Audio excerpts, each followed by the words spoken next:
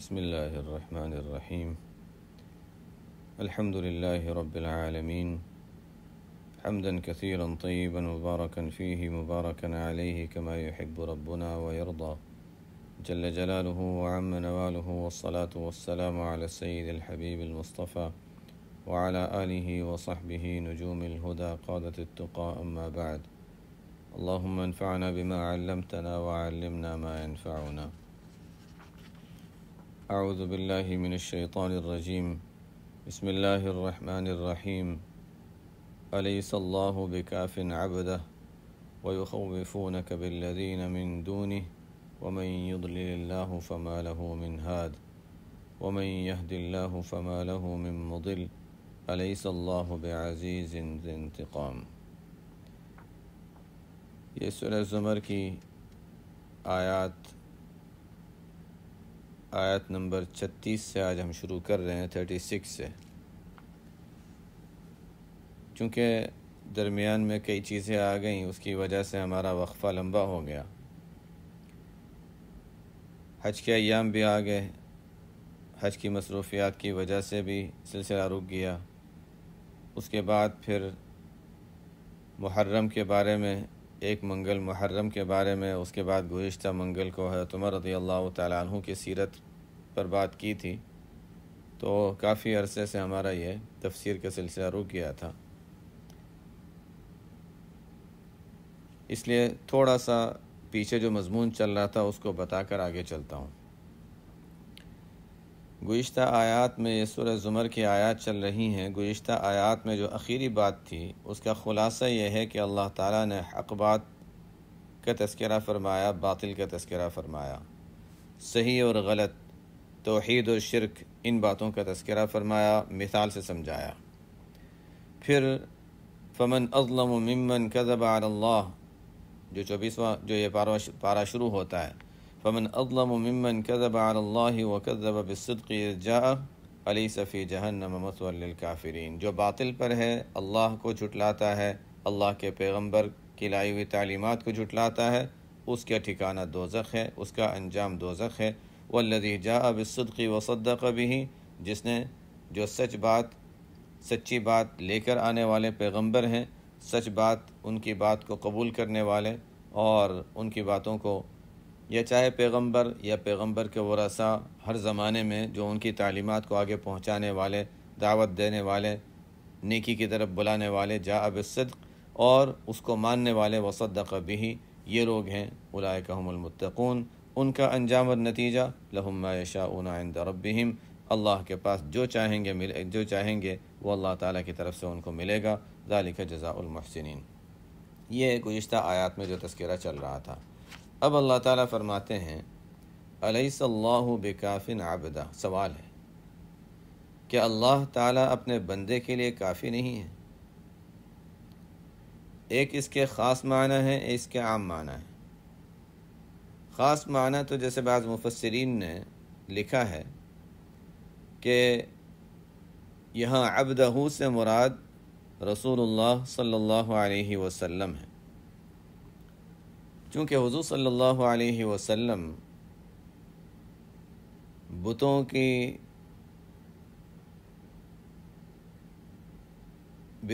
کے بارے میں یہ تذکرہ فرماتے تھے کہ ان کو کوئی قدرت حاصل نہیں ہے، یہ کچھ کر نہیں سکتے، ان کو کوئی اختیارات نہیں ہیں، یہ خود عاجز ہیں، یہ پتھر سے بنائے ہوئے ہیں، ان کی کوئی حیثیت نہیں ہے. یعنی گویا کہ ان کے معبود ہونے کا انکار، اور اس کو دلائل سے سمجھاتے تھے، عقلی دلائل سے سمجھاتے تھے. تو لوگوں نے، چونکہ ان کا ذہن تو بنا ہوا تھا نا، جیسے آج کل ہوتا ہے، وہی بات، ذہن بنا ہوا تھا کہ نہیں یہ بت تو بہت اونچی شخصیتیں ہیں، یہ بڑا اونچا مقام رکھنے والے ہیں، اگر ان بتوں کی کوئی برائی کرے گا، مخالفت کرے گا تو اس پر کوئی آفت آ جائے گی، کوئی مصیبت آ جائے گی. تو مشرکین بھی اسی طرح رسول اللہ صلی اللہ علیہ وسلم کو ڈرایا کرتے تھے کہ آپ یہ جو مخالفت کرتے ہیں ان بتوں کی، آپ کو ڈرنا چاہیے کہ یہ بتوں کی طرف سے آپ پر کوئی مصیبت نہ آ جائے. خیر، بت تو بت ہیں، وہ کیا کریں گے، لیکن بتوں کو آگے بڑھانے والے اور بتوں کی طرف لوگوں کو لانے والے اصل شیاطین اور ابلیس اس کی ذریت، تو وہ تو بہرحال ہیں ہی پیچھے۔ لوگ ڈراتے ہیں نا کہ دیکھو اس طرح کریں گے تو یہ شیطان ہمارے مخالف ہو جائے گا۔ شیطان کی زیادہ برائی کرنے سے بھی لوگ ڈرتے ہیں۔ شیطان تو اس کے پاس، اس کو اللہ تعالیٰ نے کچھ بھی نہیں دیا ہے، اور ہمیں اللہ تعالیٰ نے اس کے مقابلے میں ایسی طاقت دی ہے کہ ایک کلمہ ہم پڑھ لیں تو ہم سے دور بھاگ جائے۔ وہ تو ہمارا دشمن ہے ہی، ہم کچھ کریں یا نہ کریں، ہم نیکی کریں گے، عبادت کریں گے، وہ تو ہمارے مخالفت میں پڑا ہی ہے۔ تو ہم اس کی برائی کرنے کی وجہ سے یہ نہیں کہ اس سے دشمنی بڑھا رہے ہیں، نہیں۔ لوگ شیطان کی برائی کرنے میں بھی ڈرتے ہیں، وہ کچھ کر دے گا، کچھ کر سکتا تو پہلے ہی کر دیتا، کچھ کر سکتا تو پہلے ہی کر دیتا۔ اللہ تعالیٰ نے ہمیں حفاظت کی دعائیں دی ہیں، رسول اللہ صلی اللہ علیہ وسلم نے ہمیں تعلیمات دی ہیں۔ ہمیں دو کام کرنے ہیں، ایک کا تعلق دل سے ہے، ایک کا تعلق ظاہر سے ہے، زبان سے ہے۔ دو کام کرنے ہیں۔ دل میں یہ یقین ہو کہ اللہ کے سوا کسی کی طاقت نہیں ہے کہ ہمیں کچھ تکلیف پہنچا سکے، کچھ کر سکے۔ دل میں اس بات کا یقین ہو، اللہ پر توکل ہو، اللہ پر اعتماد ہو، اللہ پر کامل یقین ہو۔ جس درجے کا یقین ہوگا اس درجے کا اللہ تعالیٰ کے ساتھ، اللہ تعالیٰ کا ہمارے ساتھ معاملہ ہوتا ہے۔ اللہ تعالیٰ ہماری کمزوری کے باوجود بھی اللہ تعالیٰ ہمارے ساتھ آسانی ہی کا معاملہ فرما دیتے ہیں۔ حالانکہ ہمارا اعتقاد اتنا پکا نہیں ہوتا، کمزوری آتی ہے، لیکن پھر بھی اللہ تعالیٰ رحم فرما دیتے ہیں۔ تو بہرحال ایک تو یہ کہ ہمارے اندر پوری طرح دل میں یقین اور اطمینان ہو کہ اللہ سے بڑھ کر کوئی طاقت نہیں، اور اللہ تعالیٰ سے اگر ہم پورا اعتماد کے ساتھ اللہ سے مانگیں گے، اللہ تعالیٰ قبول کریں گے۔ اور دوسرا، اللہ تعالیٰ ہمارے زبان سے ہم اہتمام کریں ان دعاؤں کا جو حفاظت کی دعائیں ہمارے لیے نبی کریم صلی اللہ علیہ وسلم نے بیان فرمائی ہیں، اور اس کی ہمیں تاکید فرمائی ہے۔ ہر نماز کے بعد آیت الکرسی کا اہتمام ہے، صبح شام کی دعائیں ہیں، سونے سے پہلے آخری تینوں قل، آیت الکرسی وغیرہ پڑھنا ہے۔ یہ کام انسان کر لے، بنیادی اور بھی مسنون جو اعمال ہیں انسان اس کا زیادہ اہتمام کر لے، لیکن یہ تو بنیاد ہیں، مختصر سے اعمال ہیں، کچھ بہت زیادہ کرنے کی چیزیں نہیں ہیں، سنت بھی ہے، حفاظت بھی ہے۔ اب ہم گھروں میں حفاظت کے لیے تالے بھی لگا دیتے ہیں، لوگ اس میں سیکورٹی سسٹم بھی لگا دیتے ہیں، سب کچھ لگاتے ہیں، سنت سمجھ کے نہیں، اپنی حفاظت کے لیے۔ یہاں پر حفاظت بھی ہے، ثواب بھی ہے، سب کچھ ہے، ایک ایک حرف جو ہم پڑھتے ہیں اس پر نیکی ہے، سب کچھ ہے، لیکن نہیں، وہاں پر ہم سستی کر جاتے ہیں۔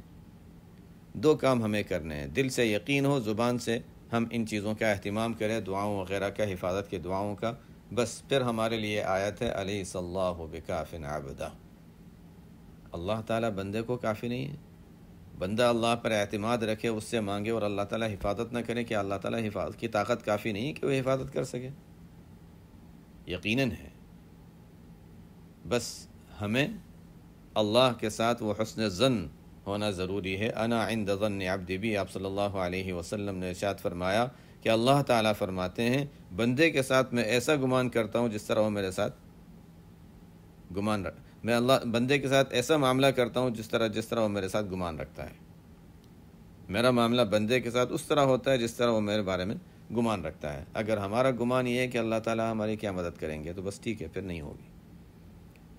ہمارا یہ گمان ہے، یقین ہے کہ اللہ کی طاقت سے بڑھ کر کوئی نہیں، اور اللہ تعالیٰ ضرور ہماری مدد کریں گے، تو پھر نصرت ہوگی۔ اس کے امتحان بھی آتے ہیں، لیکن انسان کو جمع رہنا ہے کہ اللہ تعالیٰ کی نصرت ہے، ضرور ہے، ہاں اس کا وقت متعین ہے۔ ہمارے مانگنے میں کمزوری ہے، ہمارے اعتقاد میں کمزوری ہے، کوئی اور مصلحت ہوگی، لیکن مدد ضرور ہے۔ الیس اللہ بکاف عبدہ۔ دو باتیں تو میں نے بتا دی ہیں، دل میں یقین ہو، زبان سے حفاظت کی جو دعائیں وغیرہ ہیں اس کا اہتمام ہو۔ اس کے علاوہ جس کو میں پہلے کئی مرتبہ بتا چکا ہوں کہ انسان اپنے گھر کو گرم کرنے کے لیے ہیٹر لگا دیتا ہے۔ ہیٹر بھی اچھے والا لگاتا ہے، تو گھر بھی ہے ہیٹر بھی ہے، یعنی کہ باہر بیٹھا ہوا ہے، گھر ہے تو گھر بھی ہے ہیٹر بھی ہے۔ سخت سردی کا زمانہ ہے، ہیٹر تیز لگایا ہوا ہے لیکن گرم نہیں ہو رہا۔ ہم کہیں کہ بس دو چیزیں کافی ہیں، گھر ہونا چاہیے اور ہیٹر ہونا چاہیے۔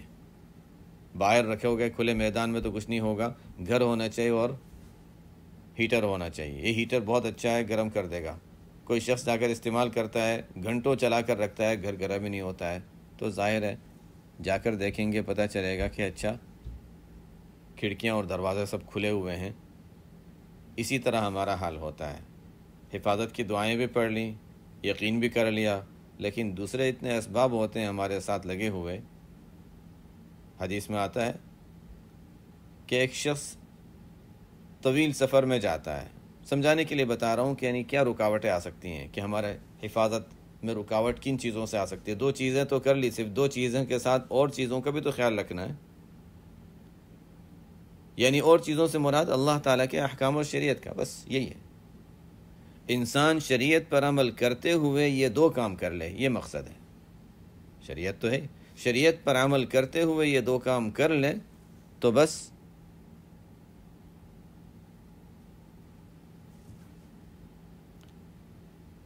الیس اللہ بکاف عبدہ۔ حدیث میں آتا ہے کہ کوئی شخص طویل سفر میں جاتا ہے، تھکا ہوا ہے، مفہوم بتا رہا ہوں، بال بھی پراگندہ بکھرے ہوئے، کپڑے میلے، اور سفر میں اللہ تعالیٰ کے سامنے ہاتھ اٹھا کر دعا مانگتا ہے، یا ربی یا ربی یا ربی، لیکن ومطعمہ حرام، اس کا کھانا حرام کا ہے، اس کے لباس حرام کا ہے، حرام غذا سے اس نے پرورش پائی ہے، تو اس کی دعا کیسے قبول ہوگی؟ دعا کی قبولیت کے اسباب جمع ہیں، سفر ہے، طویل سفر ہے، تھکن ہے، اللہ سے مانگ رہا ہے، یا ربی کہہ کے ہاتھ پھیلا رہا ہے، حالت ایسی ہے کہ قابل رحم ہے، دعا کی قبولیت کے اسباب جمع ہیں، لیکن جب کھانا پینا لباس حرام ہے تو دعا کہاں سے قبول ہوگی؟ تو اسی طرح یہاں پر بھی ہے کہ انسان کے زندگی میں بعض ایسی چیزیں ہوتی ہیں جو قبولیت سے مانع ہو جاتی ہیں، جس کو ہم خلاصے کے طور پر کر سکتے ہیں شریعت پر عمل۔ انسان دیکھ لے حلال حرام میں کہیں کوتاہی تو نہیں ہو رہی، حرام غذا تو کہیں نہیں آ رہی ہے، کہیں اور کوئی چیز خلاف شرع تو نہیں ہو رہی ہے، تو شریعت پر انسان عمل کرتا رہے، مال میں بھی بدن میں بھی، ہر اعتبار سے، حقوق کے اعتبار سے دیکھ لے، کہیں خلاف شرع کام نہ کرے اور اس کے ساتھ دو کام کر لے، دل میں یقین، زبان سے حفاظت کی دعائیں، بس پھر وہ محفوظ ہے۔ الیس اللہ بکاف عبدہ، کیا اللہ تعالیٰ اپنے بندے کے لیے کافی نہیں ہے؟ تو بعض مفسرین فرماتے ہیں کہ اس سے مراد خاص نبی کریم صلی اللہ علیہ وسلم کی ذات اطہر ہے، کہ اللہ تعالیٰ آپ صلی اللہ علیہ وسلم کی حفاظت کے لیے کافی ہیں، اور یہ بت وغیرہ کچھ نہیں کر سکتے۔ بت کے پیچھے اگر جنات شیاطین وغیرہ ہوں وہ بھی کچھ نہیں کرنے والے۔ لیکن ٹھیک ہے، یہ تو خاص معنی ہو گئے، الفاظ عام ہیں، اور مفسرین کا اصول یہ ہے کہ چاہے کوئی آیت کسی خاص موقع پر نازل ہوئی ہو، لیکن العبرۃ لعموم اللفظ لا لخصوص السبب، کہ اعتبار ہوتا ہے عام الفاظ کا، مفہوم کا، خاص واقعہ اور خاص جس وجہ سے آیت نازل ہوئی ہے اس واقعے کے ساتھ اس کو خاص نہیں کریں گے، عام ہے۔ تو یہاں پر بھی اسی طرح ہر بندہ، ہر بندے کے لیے یہی حکم ہے، الیس اللہ بکاف عبدہ، کیا اللہ تعالیٰ اپنے بندے کے لیے کافی نہیں ہے؟ کسی بھی بندے کو، کوئی کہتا ہے یہ نہ کرو، ہوتا ہے کہ فلاں انسان جاب کر رہا ہے، وہاں پر کوئی ریکوائرمنٹ ہوتی ہے، کوئی مطالبہ ہوتا ہے کہ یہ کام کرنا ہوگا، ہمارے لحاظ سے وہ خلاف شرع کام ہے، نہیں کیا تو یہ ہو جائے گا، کرو گے تو یہ فائدہ ہوگا، کیا کریں گے ایسے موقع پر؟ آج سے نماز پڑھنے کی کسی کو اجازت نہیں ہوگی، جو لوگ کام کر رہے ہیں اور کام کے دوران نماز کے لیے وقفہ نہیں لے سکتے، وہ نمازیں نہیں پڑھ سکتے۔ اب انسان سوچتا ہے کہ اچھا نماز پڑھی تو پھر کام جاب جائے گی میری، نہیں پڑھوں گا تو اچھا یہ فوائد حاصل ہوتے رہیں گے، پڑھ لی تو پھر اس کی وجہ سے مشکلات ہوں گی۔ الیس اللہ بکاف عبدہ۔ ایسے موقع پر انسان کو اس آیت کو یاد کرنا چاہیے کہ ٹھیک ہے، ظاہری طور پر کچھ مشکلات پیش آ سکتی ہیں، اللہ تعالیٰ پر اعتماد کرے کہ یا اللہ تیرا حکم ہے، یہ نہیں کہ اسی دن چھوڑ دے، پوری کوشش کر کے دوسری جگہ تلاش کرے، اور جیسے ہی جگہ تلاش کرے چاہے وہ کم درجے کی ہو لیکن بہرحال دوسری جگہ لے، شریعت پر عمل جہاں ہو سکتا ہو اس چیز کو اختیار کرے، اللہ تعالیٰ کی طرف سے آگے نصرت کے دروازے انشاءاللہ کھلیں گے۔ شریعت پہلے ہے۔ ہم اگر شریعت ہی کو چھوڑ دیں اور پھر پریشانیاں آئیں، تکلیفیں آئیں، مال میں بے برکتی ہو، طرح طرح کی چیزیں ہوں، پھر ہم سوچیں کہ اچھا پتہ نہیں کیا ہو گیا، کسی نے کچھ اثر کر دیا، کچھ کر دیا، کوئی نظر لگ گئی، ہمارا ہی اپنا ہی قصور ہوتا ہے۔ تو بہرحال 3 کام ہو گئے، شریعت پر عمل، اس کے ساتھ ساتھ دل میں اللہ پر اعتماد اور یقین، اور سنتوں کا خاص طور پہ اس موقع کے لحاظ سے میں کہوں گا حفاظت کی جو دعائیں ہیں ان کا اہتمام۔ الیس اللہ بکاف عبدہ۔ پھر کون کیا کرے گا؟ پھر یہ کہنا کہ نہیں نظر لگ گئی، یہ ہو گیا، وہ ہو گیا، نہیں اب اس کی ضرورت نہیں ہے۔ عورتوں میں یہ سلسلہ کچھ زیادہ ہی ہوتا ہے، اور مردوں میں بھی ہے، عورتوں میں تھوڑا زیادہ ہو جاتا ہے، کچھ بھی ہوگا تو نظر لگ گئی، کچھ بھی ہو گیا تو نظر لگ گئی، ٹھیک ہے لگتی ہے نظر، لیکن حفاظت کی دعاؤں کے ساتھ پھر تو اس کا مطلب ہے حفاظت کی دعائیں نہیں پڑی۔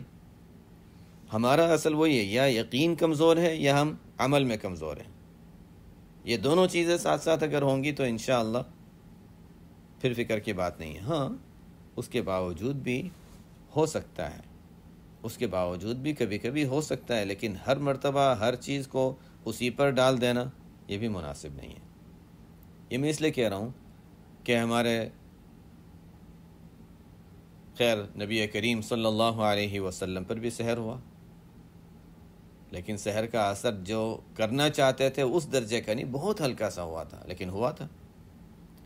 ہمارے بہت سے اکابر مشائخ جو اتباع سنت میں بہت ہی راسخ تھے، مضبوط تھے، ان پر بھی اثر ہوا ہے، سحر ہوا ان پر۔ تو یہ چیزیں ہوتی ہیں، میں اسے کہہ رہا ہوں کہ ہوتی ہیں، لیکن کرنے والا جس درجے کا کرنا چاہ رہا تھا اس درجے کا نہیں، کافی حد تک حفاظت ہو جاتی ہے۔ اللہ تعالیٰ کا معاملہ ہے، اللہ تعالیٰ کی مرضی ہے۔ احتیاط کے باوجود بیماری ہو سکتی ہے، تو اسی طرح یہ احتیاطی دعاؤں کے باوجود کبھی کچھ نہ کچھ اثر ہو سکتا ہے، لیکن ہر بیماری اور ہر چیز کو اسی پر ڈال دینا، کبھی ظاہری اسباب بھی ہوتے ہیں اس کے پیچھے، اور کبھی ہمارے عمل کی کمزوری ہوتی ہے۔ الیس اللہ بکاف عبدہ، کیا اللہ تعالیٰ اپنے بندے کے لیے کافی نہیں ہے؟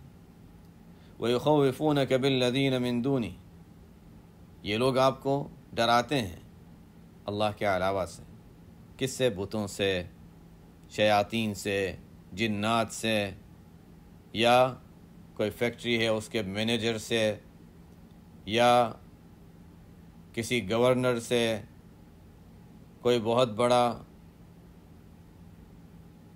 مالدار ہے، امیر ہے، اس نے کوئی حکم جاری کر دیا کہ یہ کرنا ہوگا، نہیں کیا تو اچھا یہ ہوگا، یہ کر سکتا ہے، یہ مخالفت نہیں۔ شریعت کے مقابلے میں لا طاعت لمخلوق فی معصیت الخالق، اللہ کی نافرمانی کا اگر موقع ہوتا ہے تو پھر مخلوق کی کوئی بات نہیں مانی جائے گی۔ قرآن نے تو یہاں تک کہہ دیا چاہے والدین ہو، اللہ تعالیٰ کے حکم کے بعد والدین کا حکم آتا ہے، اتنا اونچا مقام ہے، اللہ تعالیٰ کے حکم کے بعد والدین کے حکم کا درجہ آتا ہے۔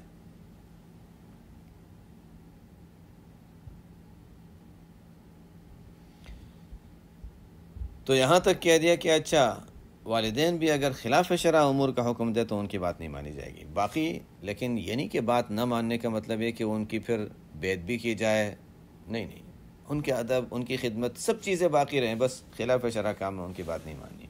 الیس اللہ بکاف عبدہ ویخوفونک بالذین من دونہ، یہ لوگ آپ کو اللہ کے علاوہ دوسروں سے ڈراتے ہیں۔ وہ واقعہ ہم نے عمر رضی اللہ عنہ کے واقعات میں پڑھا تھا، گزشتہ ہفتے تذکرہ آیا تھا۔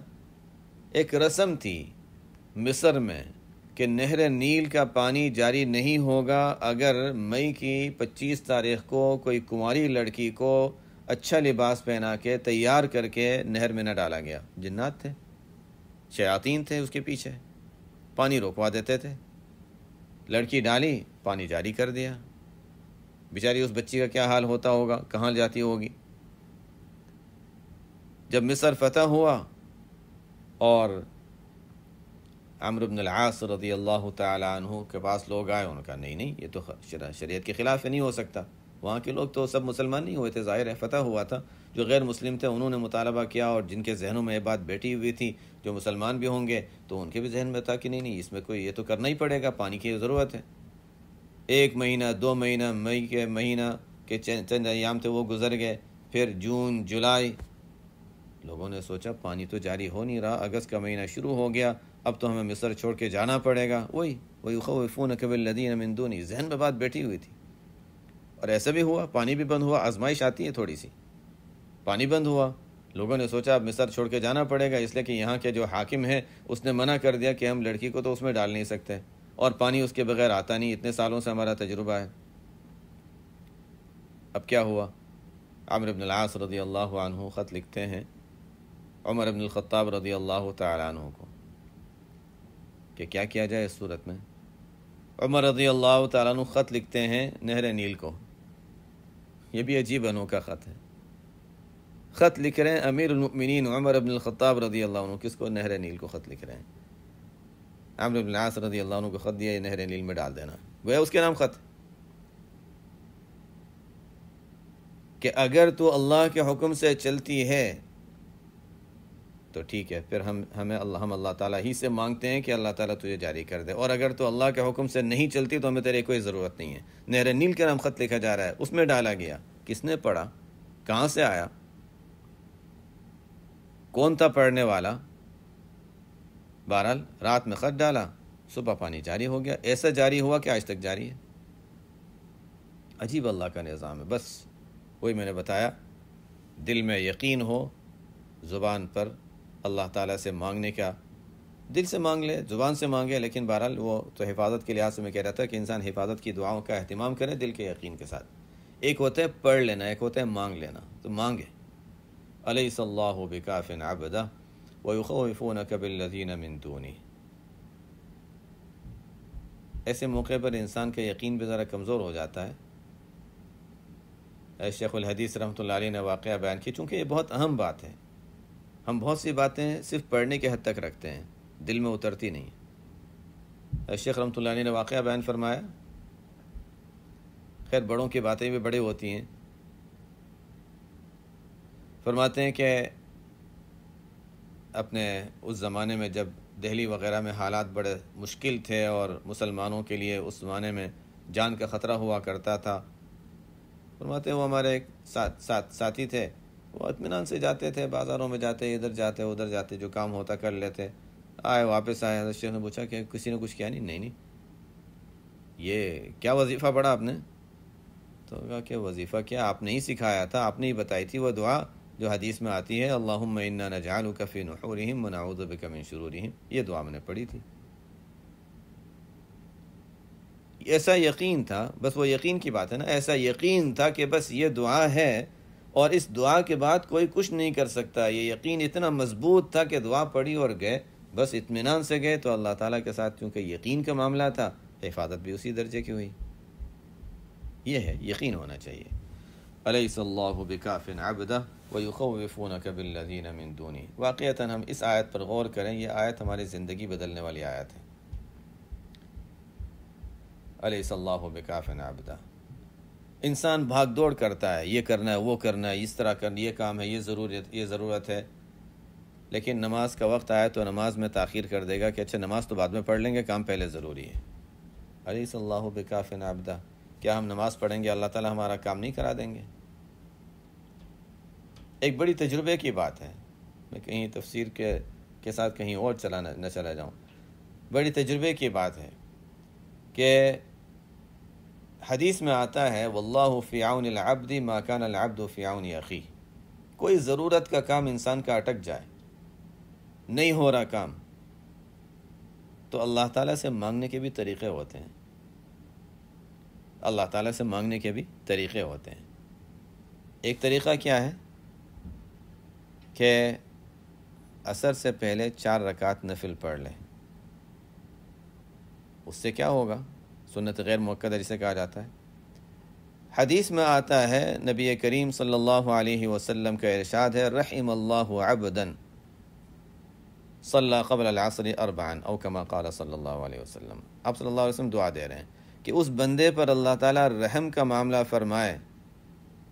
اب ہم اللہ تعالیٰ سے دعا کریں گے کہ یا اللہ میرا فلانا کام اٹکا ہوا ہے، حضور صلی اللہ علیہ وسلم سے میں دعا لینا چاہ رہا ہوں، یہ 4 رکعت میں پڑھ رہا ہوں، آپ کے لیے پڑھ رہا ہوں، اور میں چاہتا ہوں کہ آپ صلی اللہ علیہ وسلم کی مجھے دعا مل جائے، میرا کام بن جائے. رحم اللہ عبدا، آپ صلی اللہ علیہ وسلم کی دعا ہے، اللہ تعالیٰ رحم کرے.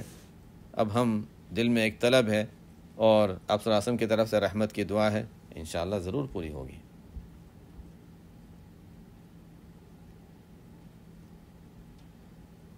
اور اسی طرح واللہ فی عون العبد ما کان العبد فی عون اخیہ، حدیث میں آتا ہے، صحیح حدیث ہے. کسی کی ہم مدد کریں اللہ تعالی ہماری مدد کرتے ہیں، حدیث ہے، صحیح حدیث ہے. ہمارا کوئی کام اٹک جائے تو یہ نہیں کہ ہم اسی کام میں لگے ہوئے ٹھیک ہے، کوشش کرتے رہنا ہے، لیکن کسی اور کی مدد کا موقع مل گیا اس کی مدد کر دیں.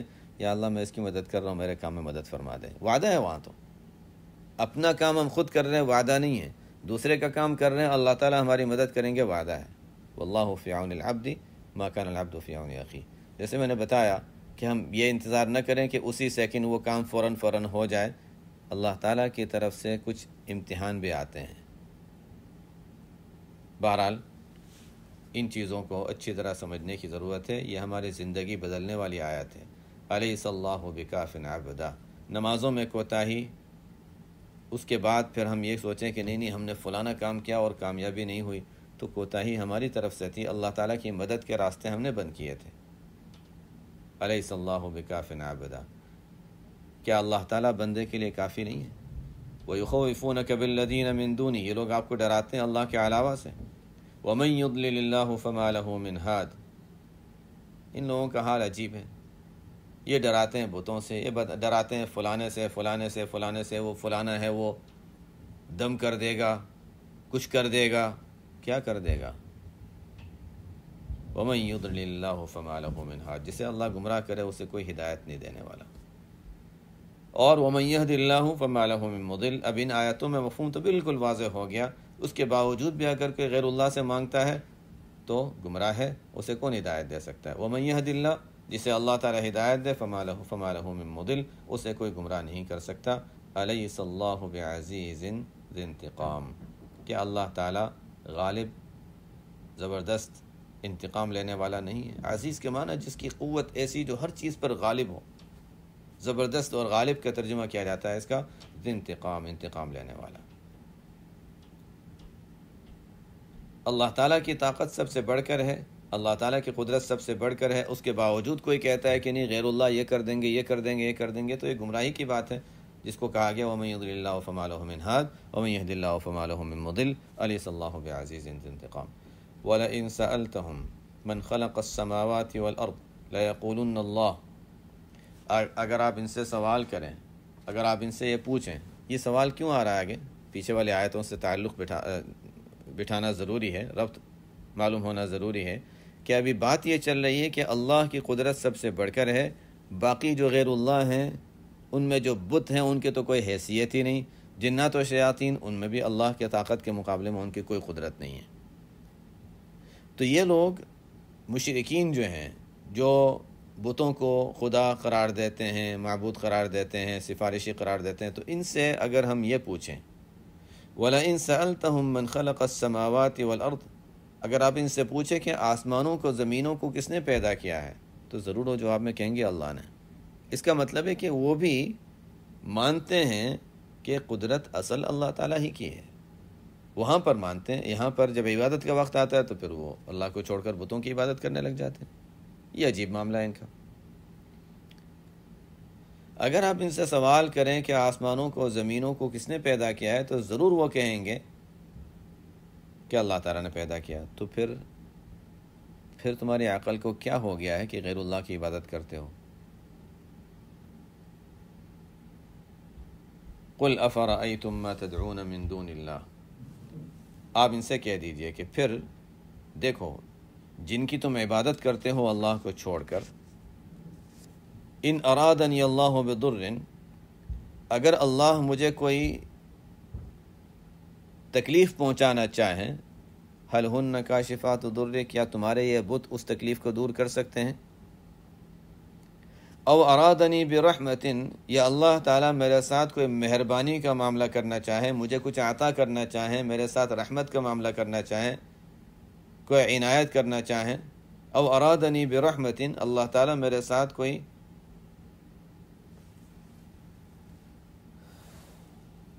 مہربانی کا معاملہ کرنا چاہے، حل ہن ممسکات رحمتی، کیا اللہ کی رحمت کو یہ بت روک سکتے ہیں جن کو تم خدا مانتے ہو؟ ظاہر ہے وہ جواب میں کہیں گے نہیں، ایسا تو نہیں ہو سکتا۔ اتنا تو وہ بھی سمجھتے تھے، چاہے مشرک تھے اتنا تو وہ بھی سمجھتے تھے۔ اللہ کی طاقت سب سے بڑھ کر ہے، آسمان و زمین کا خالق اللہ تعالیٰ ہے، انسان کا خالق اللہ تعالیٰ، اتنا تو سب مانتے تھے۔ آج کل کے لوگوں سے زیادہ عقل مند تھے، زیادہ سمجھدار تھے، وہ آخری سمجھدار تھے۔ آج کل تو پتہ نہیں ایک عجیبی فتنوں کا جو دور بڑھتا جا رہا ہے، فتنوں میں اضافہ ہو رہا ہے، خدا کے انکار کا سلسلہ بڑھتا جا رہا ہے، کہتے ہیں کوئی خدا نہیں۔ اس زمانے میں بالکل بیوقوف قسم کے لوگ سمجھے جاتے تھے جو خدا کا انکار کریں، کہ اس سے زیادہ بیوقوف کون ہوگا جو کہتا ہے بس سب کچھ خود بخود ہو جاتا ہے، خود بخود ہو جاتا ہے۔ خود بخود کیا ہوتا ہے؟ اب تو خیر یہ لوگ بڑے سمجھدار اور عقل مند، جو خدائی کا اور ہر مذہب کا اور ہر خدا کا انکار کریں۔ بہرحال اس زمانے کے لوگ اتنا تو سمجھتے تھے، اور آج کل کے لوگوں کو بھی بنیادی طور پر انہی باتوں سے سمجھایا جائے گا کہ گھر میں کھانا خود بخود نہیں پک جاتا، کوئی پکانے والا چاہیے۔ برتن خود بخود نہیں دھل جاتا، کوئی دھونے والا چاہیے۔ تو اتنا بڑا آسمان و زمین کے نظام خود بخود چل جائے گا، کوئی چلانے والا نہیں چاہیے؟ یہاں پر بھی اللہ تعالیٰ فرماتے ہیں ان سے پوچھ لیجیے، وہ کہیں گے کہ نہیں، اللہ تعالیٰ کسی کو تکلیف دینا چاہیں تو بت کچھ نہیں کر سکتے، اللہ تعالیٰ مہربانی کرنا چاہیں بت روک نہیں سکتے۔ تو پھر جب یہی بات ہے قل حسبی اللہ، آگے آیت میں فرمایا قل حسبی اللہ، آپ کہہ دیجئے کہ پھر اللہ تعالیٰ میرے لیے کافی ہے، اللہ تعالیٰ ہی میرے لیے کافی ہے، پھر مجھے ضرورت ہی نہیں بتوں کی، میں کیوں جاؤں؟ تم لوگ بھی نہ جاؤ، لیکن کم از کم میں تو یہ سمجھداری کی بات کرنا چاہ رہا ہوں کہ پھر اللہ تعالیٰ میرے لیے کافی ہے، پھر میں بتوں کی عبادت کیوں کروں؟ علیہ یتوکل المتوکلون، اسی پر بھروسہ کرنے والوں کو بھروسہ کرنا چاہیے، اور اسی پر بھروسہ کرنے والے بھروسہ کرتے ہیں۔ آگے فرمایا قل یا قوم اعملوا علی مکانتکم، اچھا ٹھیک ہے، یہاں تک تو بات واضح ہو گئی، اتنی واضح انداز میں اتنے واضح طریقے سے بات سمجھائی گئی ہے ہمیں بھی کہ ہم بھی ادھر ادھر کے چکر میں نہ پڑیں، اسباب کے درجے میں اسباب اختیار کر لیں، بیماری ہے اس کے لیے علاج کے اسباب اختیار کر لیں، مانگنا اللہ تعالیٰ سے ہے، دینے والی ذات صرف اللہ کی ہے۔ کوئی پریشانی آ گئی تو اس کے لیے ظاہری جو اسباب ہیں وہ انسان اختیار کر لے، کمانے کی ضرورت ہے، معاش کی ضرورت ہے، انسان اس کے ظاہری اسباب اختیار کر لے، لیکن اسباب میں اصل قوت ڈالنے والا، نفع ڈالنے والا تو اللہ تعالیٰ ہے۔ علیہ یتوکل المتوکلون، بھروسہ کرنے والوں کو اسی پر بھروسہ رکھنا چاہیے، اسباب پر نہیں۔ اسباب اختیار کرنے کا اللہ نے حکم دیا تو ہم اختیار کریں گے، لیکن دینے والی ذات اللہ کی ہے، بھروسہ اللہ پر ہونا چاہیے، اعتماد اسی پر ہونا چاہیے، یہی سکھایا گیا ہے۔ چاہے وہ مشرکین تھے، ان سے بات چل رہی تھی، لیکن ہمیں بھی یہی سمجھایا جا رہا ہے۔ اب جب اتنی بات واضح ہو گئی تو آگے کیا کہا جا رہا ہے کہ اچھا تم لوگ پھر بھی نہیں مانتے نا، مشرکین تو پھر بھی نہیں مانتے تھے، اور ہم لوگ بھی جہاں ہیں وہیں رہنے والے ہیں، اللہ نہ کرے ہمیں بھی اگر اللہ پر اعتماد بڑھتا نہیں ہے، اللہ پر توکل بڑھتا نہیں ہے ان آیتوں کو پڑھنے کے بعد، تو پھر کیا کہا جائے گا؟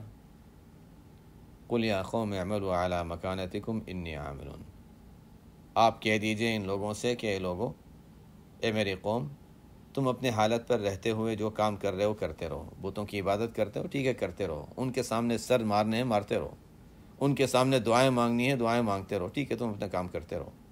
اعملوا علی مکانتکم انی عامل، میں بھی جو عمل کر رہا ہوں میں بھی کرتا رہتا ہوں۔ نہیں ماننی میری بات تو پھر یہی ہے کہ تم اپنا عمل کرتے رہو، جس کو قرآن میں سورہ قل یا الکافرون میں کہا گیا لکم دینکم ولی دین۔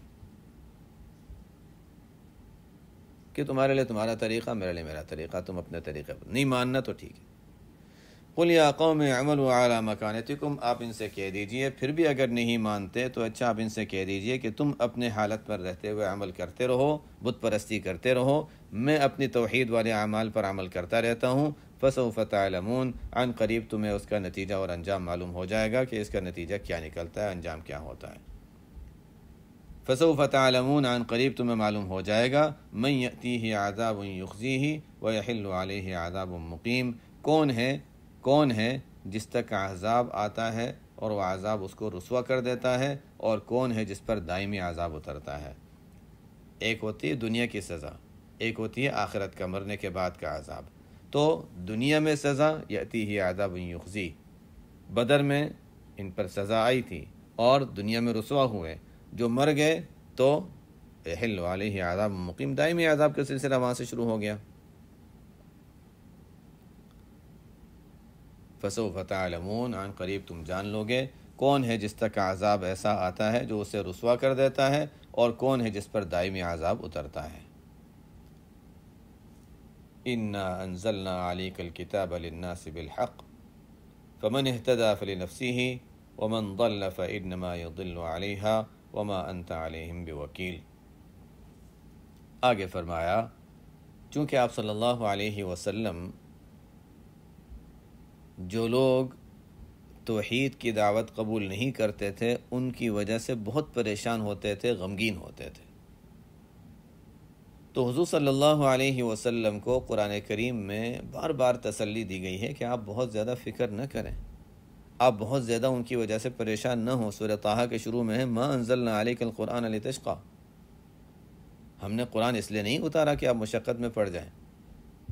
لعلک باخع نفسک الا یکونوا مؤمنین، سورہ کہف کے شروع میں فلعلک باخع نفسک علی آثارہم ان لم یؤمنوا بہذا الحدیث اسفا، کہ لوگ ایمان نہیں لاتے تو آپ اتنا زیادہ غم اور افسوس کرتے ہیں کہ آپ کی جان ہی ہلاک ہو جائے، آپ کی جان کو خطرہ ہے۔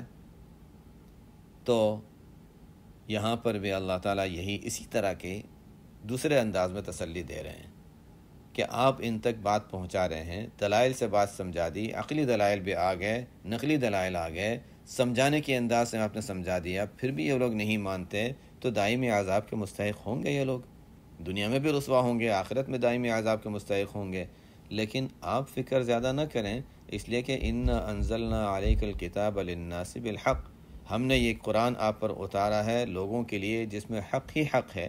فمن اہتدی فلنفسہ، تو اب جو ہدایت قبول کرتا ہے تو اپنے نفع کے لیے کرتا ہے، ومن ضل فانما یضل علیہا، جو گمراہ ہوتا ہے تو اپنے ہی نقصان کے لیے گمراہ ہوتا ہے۔ آپ کیوں پریشان ہوتے ہیں؟ اس کا نقصان اپنا ہی ہے نا، آپ کو تو نقصان نہیں ہو رہا، آپ کیوں اتنی زیادہ تکلیف اٹھاتے ہیں، اتنے پریشان ہوتے ہیں، اتنے مغموم ہوتے ہیں؟ جو گمراہ ہوتا ہے تو اپنے نقصان کے لیے ہوتا ہے۔ وما انت علیہم بوکیل، آپ ان کے ذمہ دار نہیں ہیں، آپ ان پر مسلط نہیں ہیں کہ زبردستی ان کو اسلام میں داخل کر دیں، ان کے دل میں ایمان ڈال دیں، یہ آپ کی ذمہ داری نہیں ہے۔ ان کے کفر کا وبال آپ پر نہیں آنے والا، آپ کی ذمہ داری ہے پہنچا دینا، وہ کام آپ نے کر دیا، وہ آپ کر رہے ہیں، بس کافی ہے، اس سے زیادہ آگے آپ پریشان نہ ہوں، فکر مند نہ ہوں۔ یہ تسلی دی گئی آپ صلی اللہ علیہ وسلم کو، کیا شان تھی۔ ایک مرتبہ بات پہنچا دی، نہیں مانی، ہمارا کیا ہوتا ہے؟ نہیں مانتا نہ مانے جائے۔ پیغمبر کی عجیب شان ہے، نہیں کسی طریقے سے مان جائے، کسی طریقے سے مان جائے۔ اللہ تعالیٰ پھر تسلی دے رہے ہیں کہ آپ کی ذمہ داری پوری ہو گئی، نہیں پھر بھی کسی طریقے سے مان جائے۔ پھر فرماتے ہیں اللہ تعالیٰ کہ آپ کی ذمہ داری پوری ہو گئی، نہیں کسی طریقے سے لوگ مان جائیں۔ یہ نبی کی شان ہی عجیب ہوتی ہے، جو فکر دوسروں کے لیے، فکر اپنے لیے نہیں، اور دوسروں کے لیے جو فکر کا جو جذبہ ہے، وہ جذبہ کچھ حصہ ہمیں اس کی ضرورت ہے، ہمیں اس کے کچھ حصے کی ضرورت ہے، تاکہ امت کی تکلیف کو ہم اپنی تکلیف محسوس کریں، امت کی پریشانی کو ہم اپنی پریشانی محسوس کریں، اور امت کے لیے دعا کا اہتمام کریں، بہت ضروری ہے۔ اور اس کی وجہ سے اگر ہم امت کے لیے دعا کرتے ہیں، امت کی پریشانی کے دور ہونے کے لیے دعا کرتے ہیں، تو خود ہمارا اپنا نفع ہے اس میں۔ آپ صلی اللہ علیہ وسلم تو امت کے نفع کے لیے فرماتے تھے، ہمارا اپنا نفع ہے اس میں۔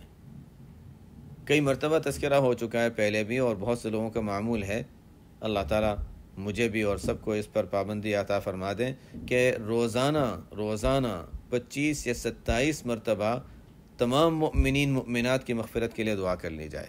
یہ جذبہ ہوتا ہے دل کا. اللہم اغفر للمؤمنین والمؤمنات، اللہم اغفر للمؤمنین والمؤمنات، اے اللہ تمام مؤمنین کی، تمام مؤمنات کی مغفرت فرما دیں. اس پر جو فضیلت ہے حدیث میں کہ ایسا شخص جو اس کا اہتمام اور پابندی کرتا ہے، اللہ تعالیٰ اس کو مستجاب الدعوات بنا دیتے ہیں. اب آئندہ وہ دعا کرے گا تو اس کی دعائیں قبول ہونے لگیں گی، اور اللہ تعالیٰ اس کو اتنا بابرکت بنا دیتا ہے کہ اس کی وجہ سے دوسروں پر بھی رحمت کا نزول ہوتا ہے. تو یہ تو ایک چیز ہو گئی جو جس کا پہلے کئی بار تذکرہ ہوا. اس کے علاوہ ہم جو غزہ میں، فلسطین میں حالات سنتے ہیں، مختلف دنیا کے حصوں میں لوگوں کی تکلیفوں کا حال سنتے ہیں، ہماری ذمہ داری بنتی ہے کہ ان کے لیے دعا مانگیں. نبی کی شان تو بہت اونچی تھی، لیکن ہماری کم از کم یہ تو ذمہ داری بنتی ہے نا کہ جو امت مسلمہ ہے ان کی فکر، اور جو غیر مسلم ہیں ان تک بھی اگر ہم کسی طریقے سے اپنے اخلاق کے ذریعے، اپنے عمل کے ذریعے سے اچھی کوئی بات چھوڑ سکیں. ضروری نہیں ہے کہ ہم اسلام کی دعوت ہی الفاظ میں دیں، اپنے عمل سے، اپنے اخلاق سے دے سکتے ہیں.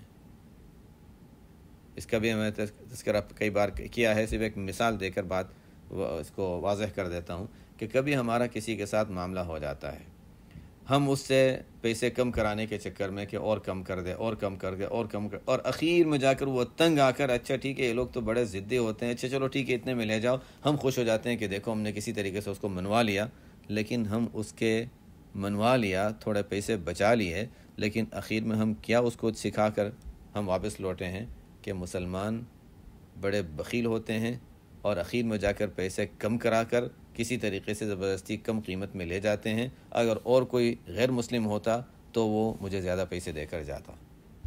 کیا ہم نے یہ اچھی تعلیم چھوڑی اسلام کے بارے میں؟ ہم اگر اسلام کی تعلیم اور تبلیغ کا کام اگر نہیں کر رہے صحیح طریقے سے، یا بالکل بھی نہیں کر رہے، تو کم از کم یہ چیزیں، ان چیزوں میں تو اپنا خیال رکھ لیں. ہم سبحانک اللہم و بحمدک، اشہد ان لا الہ الا انت، استغفرک و اتوب الیک.